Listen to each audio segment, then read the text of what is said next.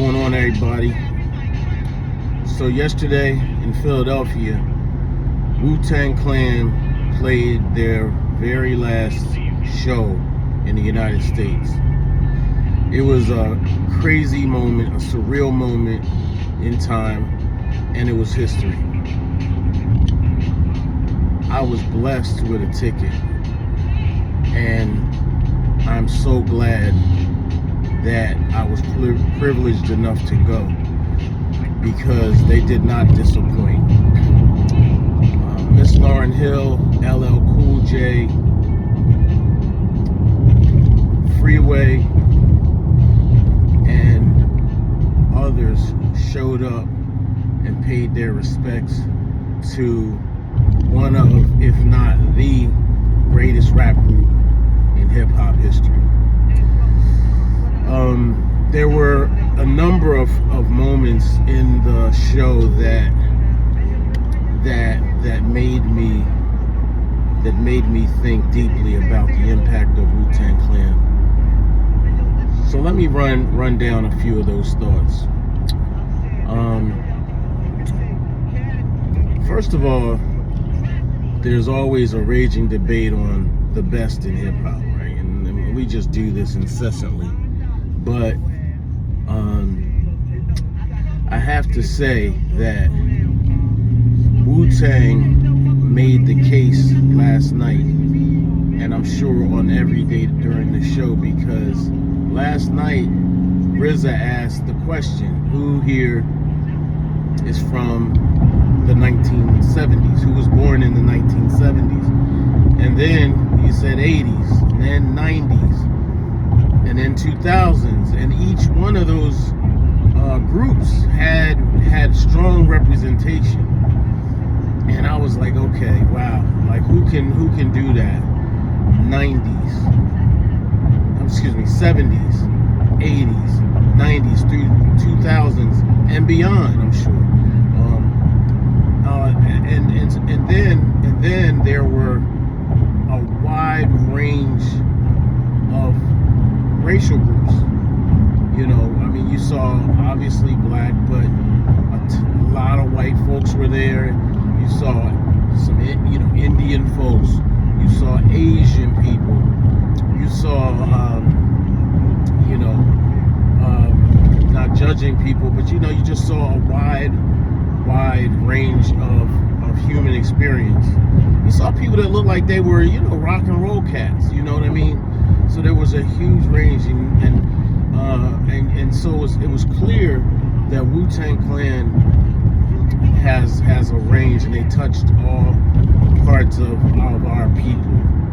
Secondly, you saw that they only did a fraction of what they were capable of doing. They didn't do any solo material. It was all group material. You saw Lauryn Hill performing with Raekwon and Ghostface. You saw Meth being LL Cool J's hype man and performing together. Everybody rallied around Freeway. He's like the mayor of New York now.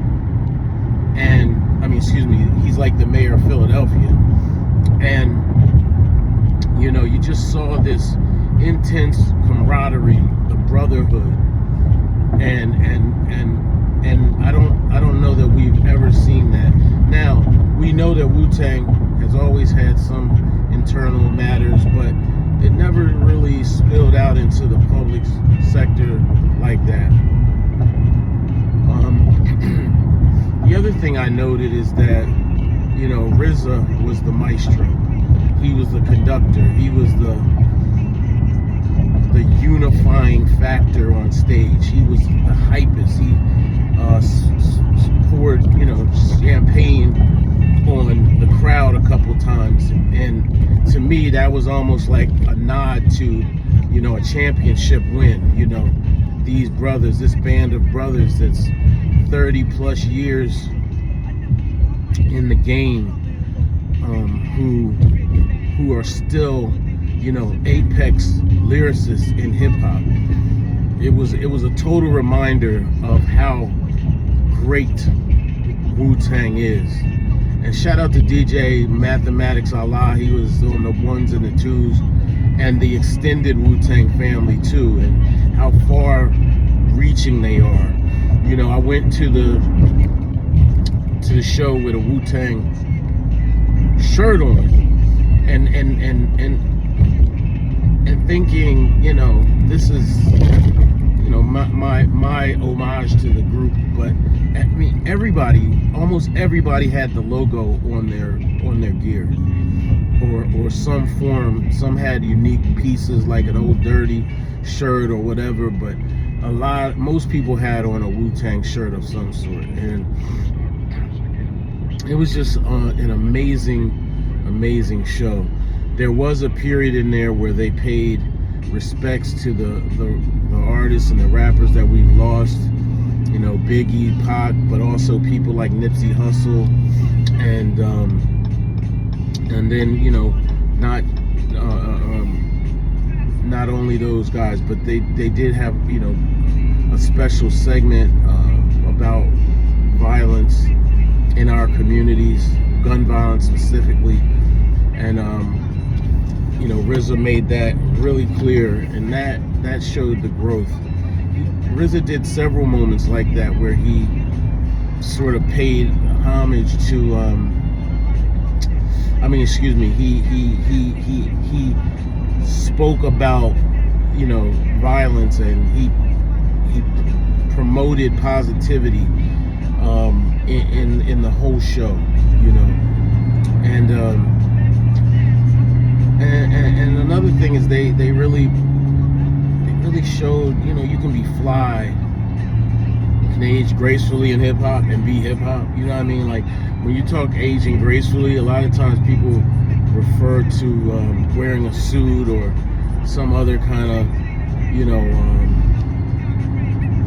sort of like politically, like, you know, you gotta wear a suit or a tie, or you have to dress in the way that they did back in the day. But Wu-Tang, all of them, especially Raekwon, he brought his A game with his fashion, and I was like, yo, okay, now it's time to step it up.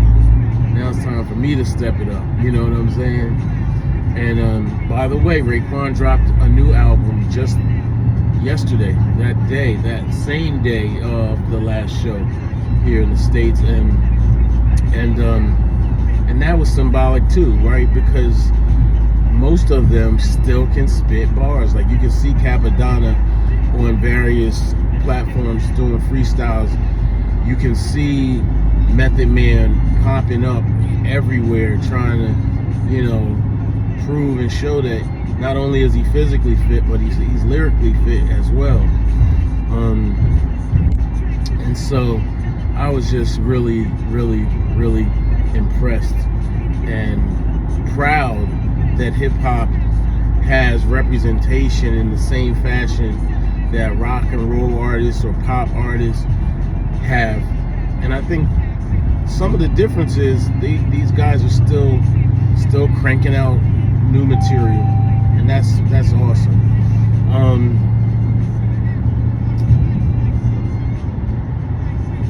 They all got proclamations to the city, all of them, except they didn't give Old Dirty one, which to me was kind of odd. And his son performed in his place, and I thought that was a little bit of a lapse. I think Old Dirty's son should have received Old Dirty's proclamation, although he wasn't there in the flesh. They did have a moment in the show where his son performed two of his hit records, and his son is the splitting image of A-Son, Unique, aka Old Dirty Bastard, and that was dope. Old Dirty was one of my favorites. I mean, I loved him as a character. I've done things personally in honor of him. I interviewed him briefly when he first got out of jail, and so I wish they had given him a proclamation as well. So, final thoughts. First things first, I'll never forget when I first heard Wu-Tang, and you know, I was at one point a DJ, and that was a long time ago, obviously. But when I was, guys, you know, at this point, it kind of feels like I was a pioneer in some respects because, you know, college radio type situation, community radio, that was a thing back in the day, and those people were targeted to break records. And so when Wu-Tang first dropped, I was blessed to have Protect Your Neck and play that throughout the Delaware, Philadelphia region, you know, anything within like a 40-minute radius was able to get the records that we were playing in Delaware. And that was dope. And then when I watched the show, I saw that was intentional. You know what I'm saying? They were targeting colleges. Now, when you get to now, and I'm listening to the Raekwon album on the way to the stadium, it just took me all the way back, you know, and then to the current day, where you hear Raekwon, you hear Method Man, you hear Nas, you hear the greatness continue in a timeless fashion, in a way that is so commendable, so respectful of the culture, and yet it also manages to push it forward.